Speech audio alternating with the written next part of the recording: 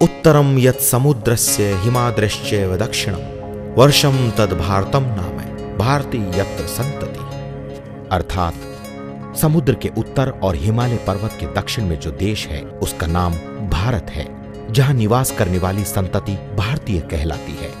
भारतवर्ष जो देवों की जन्मभूमि और ऋषि मुनियों की तपोभूमि बना, जहां मानवता की पहली सनातन संस्कृति का जन्म हुआ, जिसके 6 ऋतुओं वाले दिव्य वातावरण में एक से एक बेजोड़ ज्ञानी, विज्ञानी, महारथी, त्यागी पैदा हुए, जिनकी कथनी करनी ज्ञान विज्ञान ने इसे विश्व गुरु के सर्वोच्च सिंहासन पर आसीन किया, और जिन्होंने इस धरा को मां कहकर पुकारा, उनकी जननी है भारत भूमि।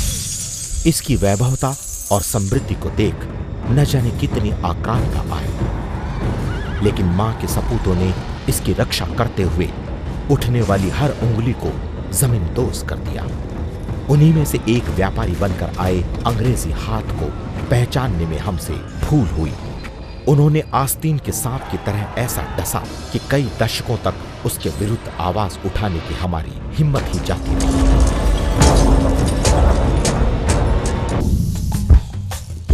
भारत मां परतंत्रता की बेड़ियों में जकड़ गई।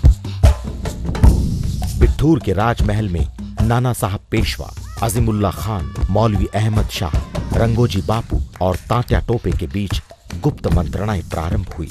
लाल कमल और रोटी के साथ परतंत्रता से मुक्ति का बीड़ा उठाया गया। बहादुर शाह जफर, महारानी लक्ष्मीबाई, वीर कुंवर सिंह तथा बेगम हसरत महल इसके सेनापति बने। लेकिन परिस्थितियों में जकड़े बैरकपुर की छावनी के सिपाही मंगल पांडे को निश्चित समय से पहले ही गोली दागनी पड़ी।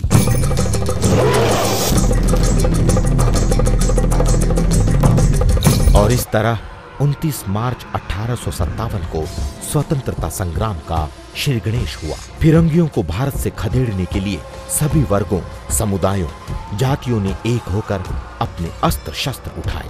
किसी ने भारत मां कहते हुए शहादत दी, तो किसी ने मादरे वतन कहकर। और अंग्रेजों के लिए अटक से कटक तक, केरल से कश्मीर तक, पेशावर से काबुल तक बारूद की चिता सजा दी गई।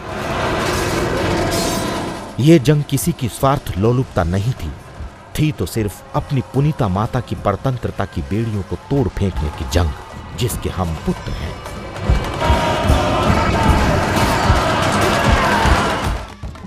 रंगोजी बापू और नाना साहब पेशवा द्वारा बोए इस स्वतंत्रता प्राप्ति के बीज को 1857 से 1858 के एक ही वर्ष में 3 लाख से अधिक हुतात्माओं ने अपने रक्त कणों से अभिसिंचित कर डाला। फिर भी कुछ चाटुकारों एवं खरीदे गए कलमबाजों ने इस महासमर को मात्र सैनिक विद्रोह कहकर लज्जित किया है।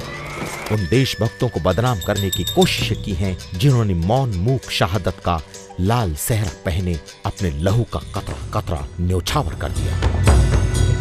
गोरा शासन भारत के प्राणों से खुलकर खेला था। तुम कहते विद्रोह, अरे सन 57 बलि का मेला था। आजादी की बलवेदी पर लाखों प्राण प्रसून चढ़े हैं। तनिक नींव को खोदो देखो, रंग रंग के खून भरे हैं। सन 57 के उस महासंग्राम की 150वीं वर्षगांठ ने हमें मौका दिया है समाज को ये बताने का कि किस अद्भुत तरीके से व गोपनीयता से स्वतंत्रता संग्राम के धुरंधरों ने राष्ट्रव्यापी संघर्ष की आधारशिला रखी थी और किस तरह स्वधर्म तथा स्वराज के लिए अपना सर्वस्व अर्पण किया था। लाखों शहीदों की कुर्बानी से मिली आजादी का मूल्य समझना होगा। ये जिम्मेदारी तब और बढ़ जाती है जब आधुनिकता के मुलम्मे में लिपटी पश्चिमी संस्कृति विविध माध्यमों से धीमे जहर के रूप में राष्ट्र के युवाओं को अपने शिकंजे में ले रही हो।